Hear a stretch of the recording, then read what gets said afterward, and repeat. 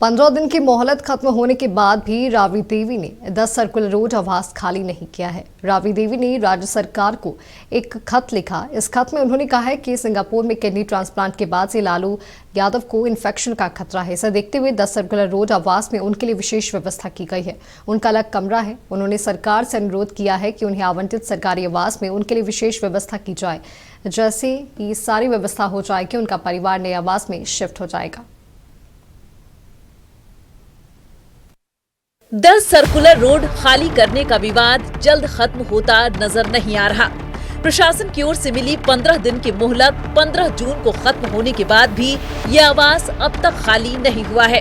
सूत्रों के मुताबिक राबड़ी देवी ने इस वास्ते 1 महीने की और मोहलत मांगी है।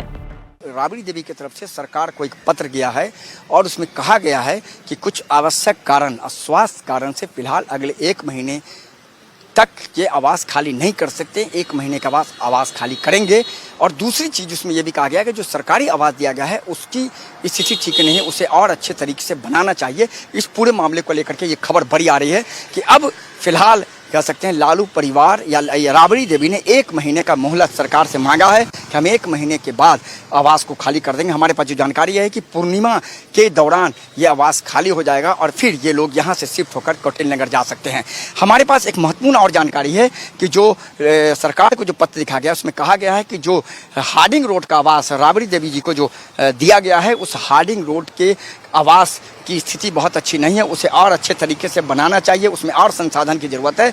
उस संसाधन को लगाइए। उसी के तहत फिलहाल इस पूरे मामले में कह सकते हैं कि एक बड़ी खबर आ गई है। और प्रशासन का दावा है कि हार्डिंग रोड आवास में सारी व्यवस्था मुकम्मल कर दी गई है, लेकिन लालू परिवार का कहना है कि यहाँ निर्माण कार्य अब तक अधूरा ही है। आज जो हमारे पास खबर है वो सबसे पहले हमने खबर चलाई कि राबड़ी देवी ने सरकार को पत्र लिखकर 1 महीने की मोहलत मांगी है। और अब ये जो आवास है, ये वही आवास है जो आवास राबड़ी देवी को आवंटित किया गया।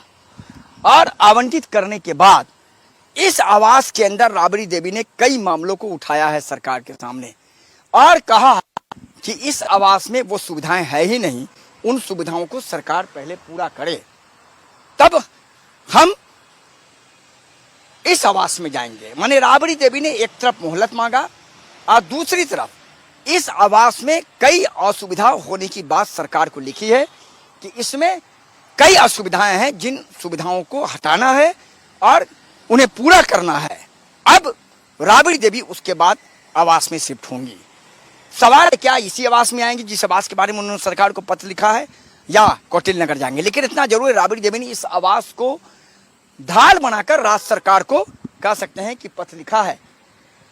राज्य सरकार को पत्र लिखा है और राज्य सरकार को पत्र लिखने के बाद राज्य सरकार से मोहलत मांग लिया है कि हमें मोहलत मिलनी चाहिए। 10 सर्कुलर रोड को लेकर अब सियासत भी शुरू हो गई है। ये हमने पहले भी कहा था कि आवास का मामला भवन निर्माण देखता है और वो इस प्रदेश की स्वयं मुख्यमंत्री रही, इसलिए सरकार के हर मंत्री या हर पदासीन व्यक्ति को सरकार के जो नियम कानून है उसके हिसाब से चलना चाहिए। और हम समझते हैं कि अगर उन्होंने कुछ लिखा है उसमें जो फैक्ट होगा, तथ्य होगा, उसके आधार पर सरकार जरूर फैसला लेगी। सर, 10 सर्कुलर रोड के लिए किसी को कोई मलाल ही नहीं है। सत्ता चाहे जिसे आवंटन कर दे, जिसे चाहे हटा दे।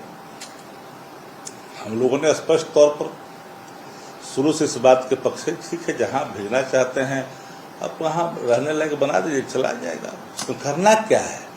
ना वो जहां भेजना चाहते हैं ना वहां पर ऑफिस है, ना सिक्योरिटी का दिक्कत है। आप जानते हैं आदरणीय लालू प्रसाद जी स्वयं ही बाहर से चिकित्सा करवा रहे हैं।